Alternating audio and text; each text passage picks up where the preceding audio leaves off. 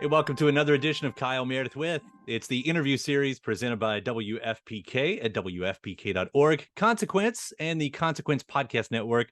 Thanks as always for making your way here, checking out the series. You know what to do. Like what you see, what you hear. Hit that subscribe button. I put out 3 new interviews every single week, so it's a great way to keep up with your favorite artists. I am so excited, honored today to be talking with actor, musician, filmmaker, all-around artist, Corey Feldman. Hello, sir. Hello, how are you? I'm great. You've got a new album that we're going to be talking I about, do. among many things. Love Left 2. This is the big sequel, right?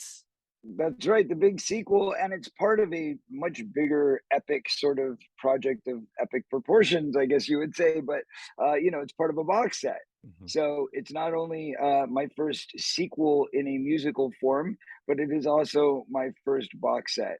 So it's very exciting. We put a ton of time and energy and work into this thing. So many amazingly talented people that have come together to make it happen, and I'm so grateful that I was able to pull this off even during the pandemic, to get it out right at the top of the year in 22. It's been a quite the ride and quite the journey, but very proud of it, very excited about it, and can't wait to finally get back on the road. Yeah. And I should point that out. I'm in here in Louisville. You're going to be here September 7th at Headliners. And to get this record, so the obvious question, why a sequel? What inspired you to want to, because the original one was what, 94? That's right. Yeah, good job. Well, it's a sequel in many ways, from a storytelling perspective, from a sound dynamic, and from a concept, right? So the whole idea is really, when we wrote Love Left, or 94, in that era, that genre, what did the song mean? What was it about? It was talking about the fact that I felt at that time we were going into a very dark era. It was the early 90s. It was the grunge thing was coming and taking over, and hip hop was like turning to gangster rock, and went from like Run DMC to like NWA, and like just everything had gotten a lot darker, and Howard Stern was reigning king. I mean, there was just all this kind of negative energy that wasn't there before, was now kind of filtering through and dominating our social consciousness. And I thought, well, what happened to the love? What happened to all the love from the 80s? What happened to all the love from the 70s? What happened to all the love from the 60s? Like all of those decades of beautiful, positive, progressive thinking just kind of suddenly came crashing down. And so I think Love Left was a representation of that, a reflection of that from an artistic viewpoint. And here we are 35 years later, and I wanted to go back to that album to just kind of spruce it up, to retouch it for it was really the 25-year anniversary. That's what we were looking at, was the 25-year anniversary. But by the time we got it out, we were closer to the 30-year anniversary. But that said, I wanted to go back and look at those songs and see where we could, maybe spruce them up, touch them up. And the way that I was going to be able to do that started with a conversation with Don Dokken.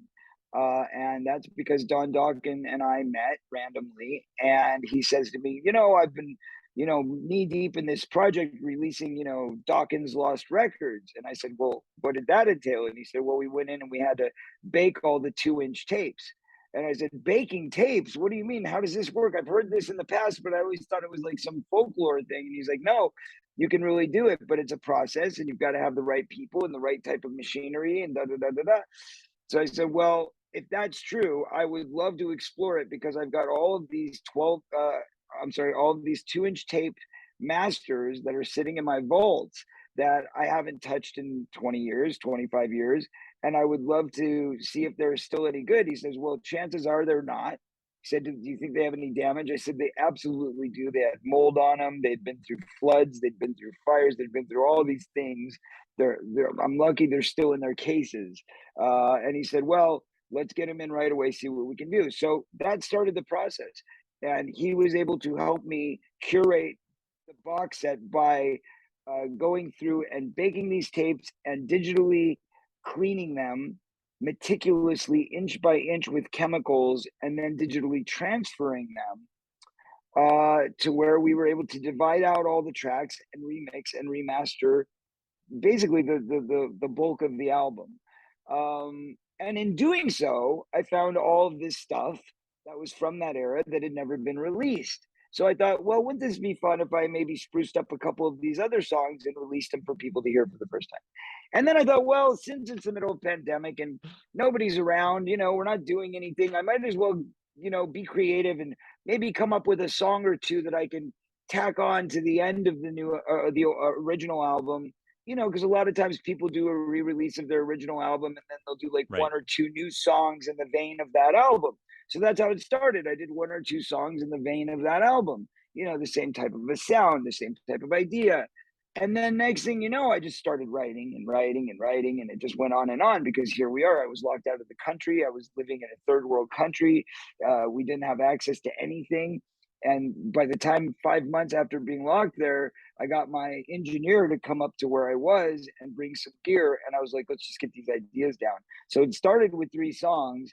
And next thing you know, 18 songs later, we have an entire sequel. And, and I think that from a topical standpoint, the idea of here we go again, we're back to the darkness, like I think that the 2000s brightened up, the 2000s, the 2010s was a little bit brighter. I mean, it started off obviously very dark with 9/11 and all of that stuff.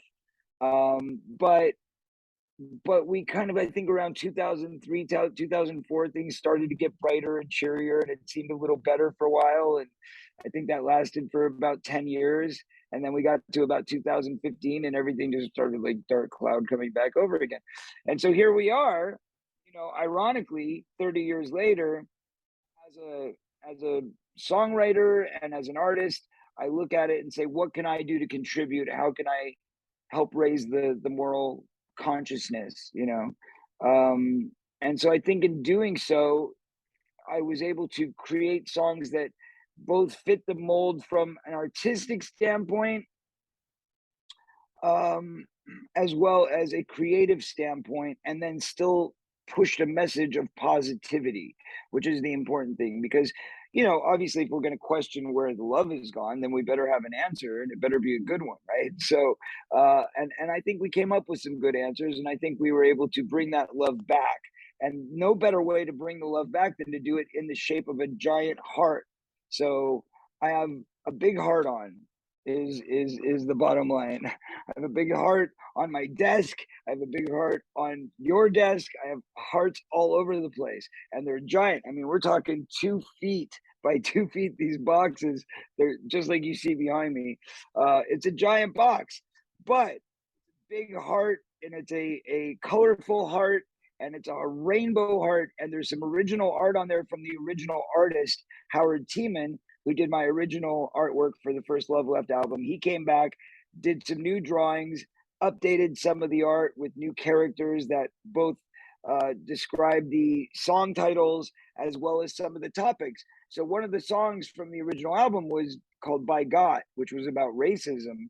And ironically, we wrote that song right after the Rodney King hearings and all of the rampage that happened and the fires and all of that stuff that happened as a result of the jury's findings in the Rodney King trial. And now, fast forward to here we are again with race riots over a black person being shot and treated unfairly. And so we illustrate that as part of the cover art because that's a sign of the times. That's where we are. Here we are 30 years later. Ironically, I'm sitting there in this third world country watching history repeat itself. And I'm like, well, I guess it's all meant to be. So we remade that song. All the other songs from the original album are just remixed. But with that one, we actually did a new production on it. We redid the song using Roberta Freeman as the co-singer because it's a bit of a duet. And then we got Mickey Thomas to come back from Dream a Little Dream and do a duet with him, which is amazing. Taking us back to where it all started, which was, my very first single that came out was from Dream a Little Dream, which I did with Michael Damian. So we have both the song that I did with Michael Damian, Something in Your Eyes, which came out on vinyl in 1989, and Dream a Little Dream, which Mickey had done the year before in 1988 for the film Dream a Little Dream. And Mickey and I got back together and redid it with a new version and a new take on it. So you have all of these worlds kind of coming back together and colliding the way that they did before, and it's a real sequel. I mean, there's so many elements of it that really do connect to the original. Yeah. What a special chance, opportunity to even get to revisit, for the good reasons and the unfortunate ones that you're talking about right here. But go, so with all of, the older songs and the classics there, talking about this new set, when it's a sequel, then you go into it, you're saying, okay, this is a sequel. How does that shape your songwriting at that point? I mean, Well, are you writing direct sequels to the songs, or are you just trying to get that feeling and mood? yeah, I mean, I think some of it is about the musicality, some of it is about the vibe, some of it is about the sound, some of it's about the mood, and even the characters to some extent. So there's a song that I wrote when I was 16 years old called Rock Us Danny, which ended up being used for the Rock and Roll High School Forever soundtrack. Well, one of the things that makes this great as a box set is the fact that five film soundtracks that I did in the late 80s and early 90s, which were all very decent soundtracks, but never got released as music soundtrack albums. They just never put soundtracks out to these films. So it was in the film, you saw it in the film, or if you watched it on cable or DVD or whatever, then you probably watched it over and over and you've heard these songs a million times, but you never had a chance to own it. You never could hear the complete song because it would always be just like a little broken piece of a song in this Right. scene or that scene. And I even had fans that were editing together their own mixtapes where they would like cut the music together out of the scenes that were available. So it was very frustrating for a lot of fans not to be able to own that material. So what we did is we actually took the song Rock Us Danny, which was changed into another version of the song for the film Rock and Roll High School Forever. And we've released the original demo of that along with the sequel, Rock Us Danny Part 2, which were both done when I was 16 years old and were the precipice to what became the song in the film Rock and Roll High School Forever. So, it's really fun because there's a way that you're dissecting and hearing the progress of a writer starting off at 15 years old with my very first song that I ever wrote called Runaway, which I recorded while I was living with my dad and shooting Lost Boys in 1986. So this set goes all the way back to 1986 to my very first recording and all the way through to 1993 with all of these lost tracks that kind of should have been on the Love Left album but didn't make it there for one reason or another. And so you're getting to own all of those for the first time. Then when it comes to the actual album Love Left and the sequel element, I wanted to go back to, first of all, there's three major components I think that make the sound of the Love Left album, which is number one, a very blues rock kind of vibe. Like it's got to be like a very bluesy rock kind of thing, because that's where my head was at. That's where I was at musically. That's where my interests were at the time. But then there's also like the random dance song, which we did with Feeling Funky. So of course we updated Feeling Funky with a new mix of it with a modern twist and making it kind of like a hip hop, almost EDM kind of vibe now. And then, we wanted some like good features that represented the 80s. So we got Mickey Thomas, but then we also got Curtis Young to do comebacking. And Curtis Young, even though he wasn't around in the 80s, his dad sure was because his dad is Dr. Dre. So, there's these little kind of niche things that like, okay, Dr. Dre definitely ties directly to early 90s and when we were making this album. So from the aesthetic kind of perspective, it all fits. And then on top of it, musically, we're going back to a lot of the tones, a lot of the ideas. In fact, there's a song called Quit Ghosting Me, which is a very blues rock, very, very hard driven, like old dirty South type sound to it. And we did it with this great, incredible blues guitarist who came in and did the session with us. But it started with a bass line that I actually wrote when I was 15 years old on bass. So I would sit there and I would just play this thing, boom, ba doo doo, ba doo doo, ba doo doo, ba doo ba doo, ba doo doo, ba doo doo. And I just started writing this one day when I was playing with my dad's bass, probably. And ever since, every time I've ever picked up a bass, I just play that line. I just Mhm. play that line. It's just like one of those things that gets in your head and like you just do it. It becomes a matter of habit. Well, for the first time, I thought, wouldn't this be great to actually turn that into something? So we turned it into a song, and that song happens to be called "Quit Ghosting Me," and it's a very funny story. It's a, it's a fictional science fiction, I guess you would say, story of um, a guy who's a stalker and is obsessed with this girl, and she's like throwing him in jail, and he gets out, and he still thinks that she loves him, and the typical stalker perspective. And the girl's like, "Ew, get away from me!" And he's like, "Well, what's the problem? Why don't you love me anymore? Come on, we're still in love, right? Things are still cool." So it's funny. It's a very funny song. So there's a little bit of humor, there's a little bit of pain, there's a little bit of tragedy, but there's also, that really pretty love song. Like, okay, so for Walk, was one of the ballads on the original Love Left album, which has become kind of one of the classics that I do at every concert. People always seem to love that song, but it's about moving on from a painful relationship. In fact, the original Love Left album starts off with a trilogy of songs about my first wife. So it was Perfect Woman, which was my concept of like what I needed in life. I needed this perfect woman, but every time I tried to find this perfect woman, I would realize that she has her own scars and that it's only a mask that makes them seem so perfect. No matter how good they look on the outside, there's always internal struggle. So then it became Lethal Lolita, which is the second song, which features Lita Ford. And that's this like screaming monster guitar solo and like really nasty. So it goes from this blues rock to this like heavy metal, crazy guitar, painful kind of rock anthem. And then that goes into Walk, which is about the recovery, which is about moving on from that painful relationship after you've been stabbed in the heart, after you feel like it's been chewed up and spit out, moving on, standing up for yourself and doing what's right. So that's Walk. And so from there, I thought, well, where would I be with my marriage today if I just walked away from that marriage? Where would I be? Well, where would I be without you? And that became the title of this new pop ballad that we have out right now as a single. And I think that's kind of a direct sequel in a lot of ways to Walk, because it's saying, well, now I found love, and now that I treasure that love, what would I do without it? Right.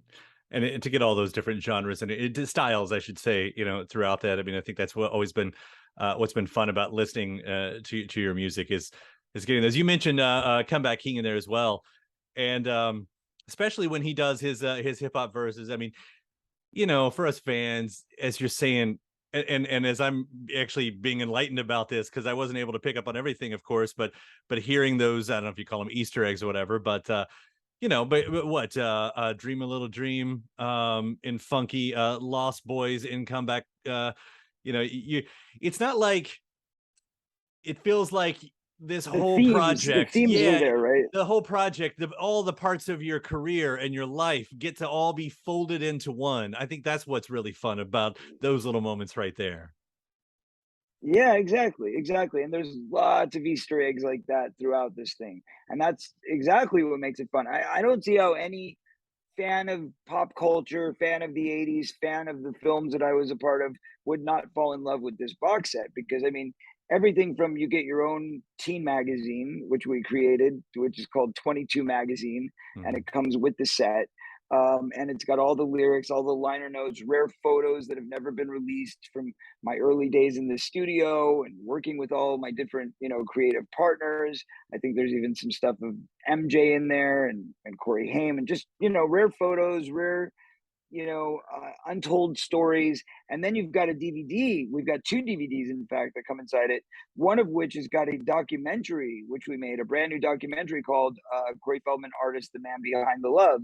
And it was done by my super fan, Jake Perry, who did an excellent job directing and got new interviews with Mickey Thomas and Michael Damian and Don Dokken and just all the rock stars that were a part of this history and making it Mhm. happen, as well as some of the musicians that you might not have realized, were a part of it because they maybe weren't that well known at the time, or you know, we didn't promote it as such. But like Hunt Sales from David Bowie's Tin Machine played drums on one of the Oh songs on wow. the original Love Left, or um, Dean Pleasance, who was part of Suicidal Tendencies, actually was the guitarist on Feeling Funky. So things like that, that a lot of people don't realize. All of these great, cool people were part of it. Spider from Tower of Power did the sax on Walk.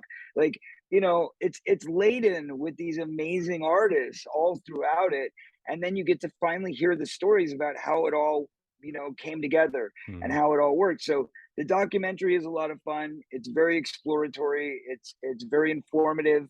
And then you get stuff like a pair of sunglasses. Like, you know, I wore those Ray-Bans in like every movie from like 1990 to I actually going back to 1987, because I think well, even before that, Stand By Me, I wore the same style Wayfarers, but they didn't have the dark lenses. But it was those glasses, which then became the same glasses in License to Drive, Dream a Little Dream, The Burbs, like pretty much every movie I did until like 95. I wore black Ray-Bans. So we're giving you the black Ray-Bans so you can wear them around and feel funky. And That's and awesome. then That's great. we've got like a hologram. You know, you can have a Mhm. hologram to bring it into the modern time and new technology. I'm the first artist in history that's ever had a hologram of themselves pop out of their own box set. So that's a lot of fun too. It's a great collection. I'm Yeah. very proud of it. Yeah, I did want to ask about "Comeback King" too, because it's such a fun song. That always feels like a sweet spot when you're hitting that style, you know, for classification, that sort of MJ style that I pick up on that one. What is the comeback here? Like, because I don't know if you're talking how often when you're talking a character and when you're not, but what does the comeback entail within this song right here? Well, I think the comeback that we're talking about is the comeback from life. You know, Mhm. we've all been down. You know, I mean, this last 2 years with the pandemic and everything, we're all making a comeback. We're coming back to life. We're coming back to spirituality. We're coming back to the promise of hope and love.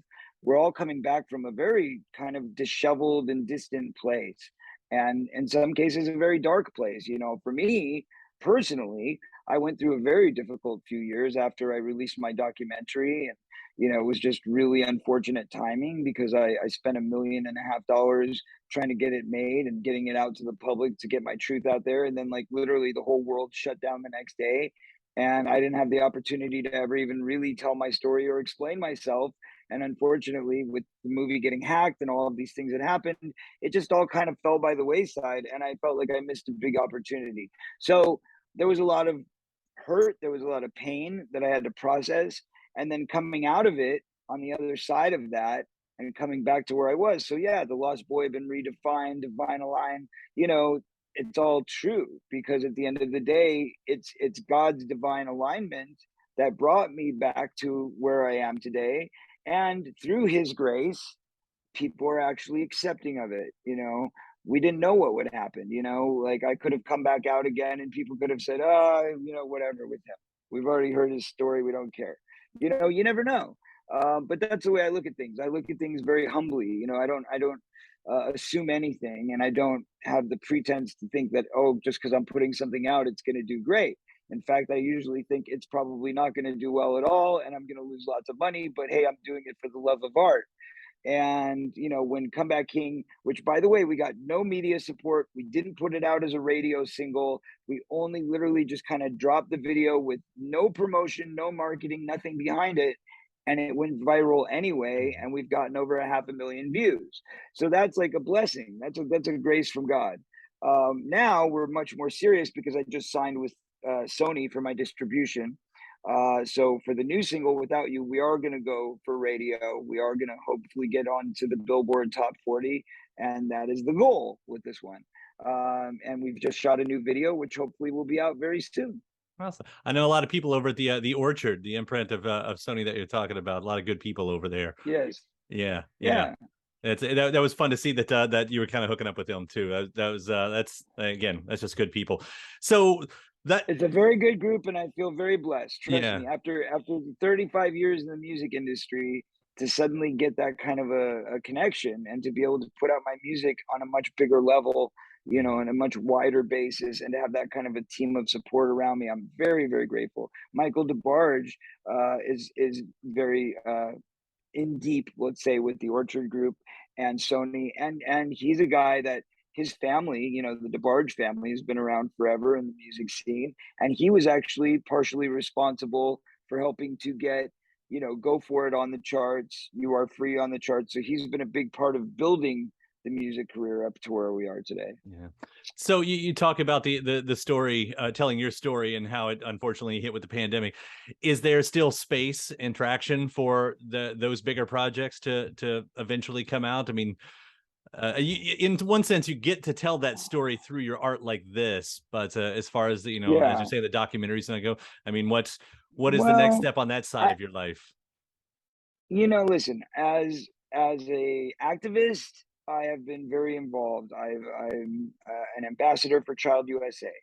I've helped to change laws in California and New York to help change and push back the statutes of limitations, to give victims a longer period or a new open window in which to seek recourse.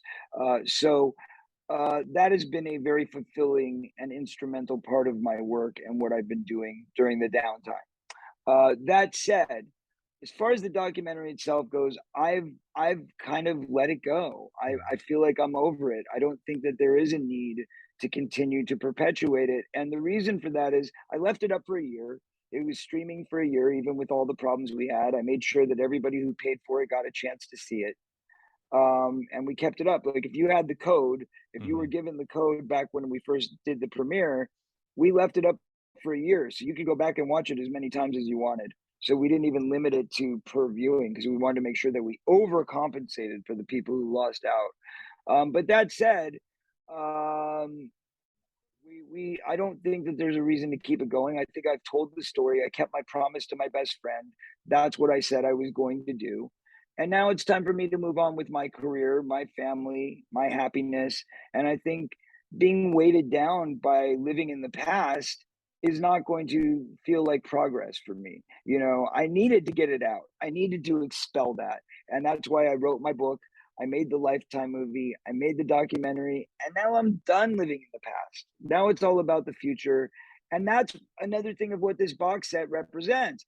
I wanted to kind of dig out all those skeletons from the past and put them all into a format to where everybody could kind of enjoy the ride of what I went through, in the positive sense, uh, but without dwelling on the negative.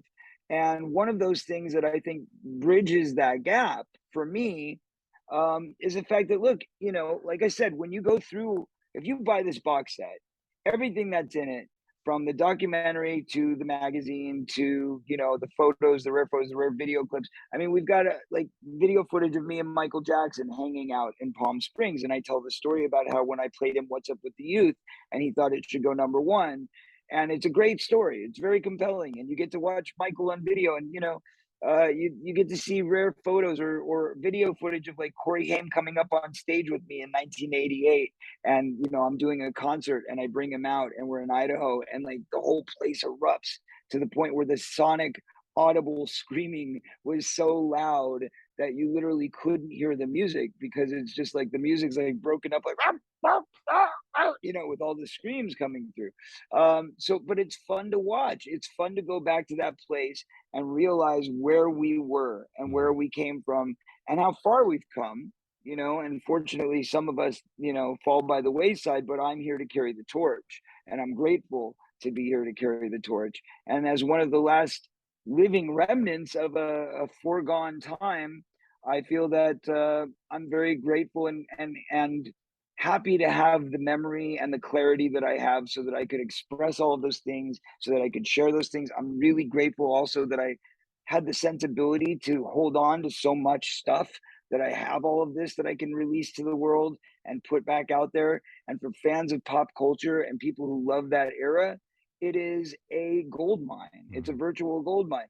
But that said, it's done now. Hmm. And now we move forward. So whatever I do next is going to be about future and progress. And I think we're done looking backwards. Yeah, well, I'm so happy you've taken the time to do this. I mean, what a fun project. And again, I know we're running short on time here, so I'll say the tour is coming up. It goes from August until it looks like forever through the rest of the year. You are doing so many dates back to back. The schedule looks Yeah. intense and amazing. You're going to be here in Louisville And on we're the. adding a second leg. Oh, And we're well, adding a second leg. Yeah. We that's haven't announced it yet, but it's coming. yeah. Well, again, I know you're going to be here September 7th at Headliners. I'm so looking forward to that one. Yes. I'll quickly ask about the other side of it. I mean, on the movie, on the film, on the TV side, what's next on there?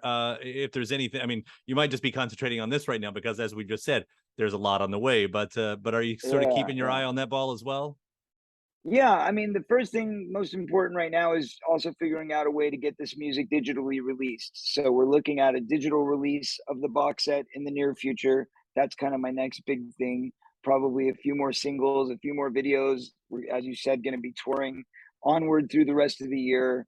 And I'm pretty much booked all the way up until December at this point. So who knows what's going to happen next? But I am doing a few cameos. There's a few cameos that I've thrown in there. There's a movie out right now called 13 Fanboy, which I did a small little brief stint in.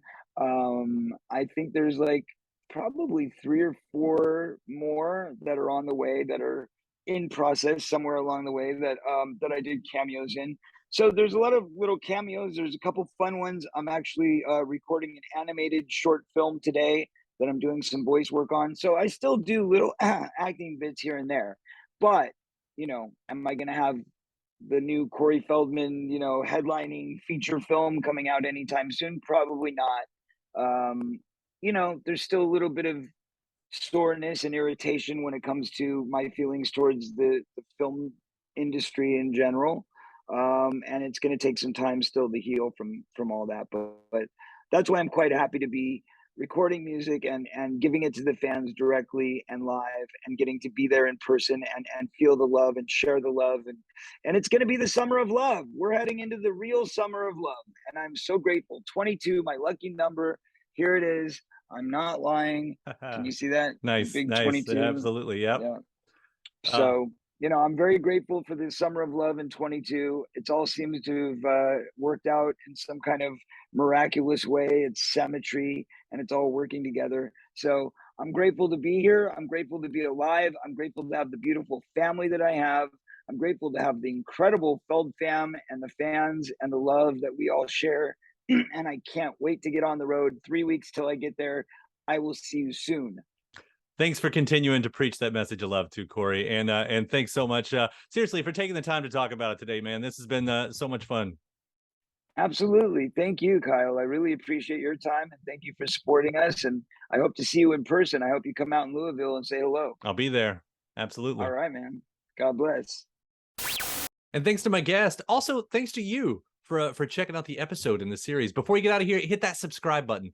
Again, you get 3 brand new interviews every single week. New one every Monday, Wednesday, and Friday at right here on YouTube, or of course anywhere in podcast land, including iTunes, Apple Podcasts, Spotify, Podchaser, NPR, or WFPK.org as well. A great way to keep up with your favorite artists and discover new ones as well. Then after that, actually head over to WFPK.org. That's where I do a show Monday through Friday, 6 p.m. Eastern. It's an hour full of song premieres, music news, anniversary spins, bonus interviews, Monday through Friday, 6 p.m. Eastern at WFPK.org. Consequence has your music and film news. You can also find me on the social media spots, Facebook, Instagram, mostly on Twitter. All 3 of them, the address is at Kyle Meredith. Do hope you like and follow along. That does it for another edition. I'm Kyle Meredith. I'll see you next time.